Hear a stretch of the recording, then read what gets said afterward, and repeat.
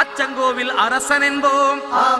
ஆரியங்காவு ஐயன் என்போம், குலத்து புலை பாலன் என்போம், எரிமேலி ஸ்ரீதர்ம சாஸ்தாவென்போம்,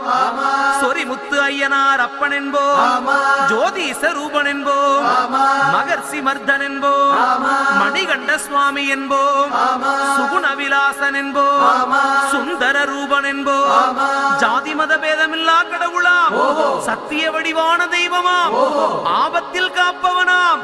அன்னதான பிரபுவாம், உலகத்தின் முப்பற்ற தெய்வமாம்,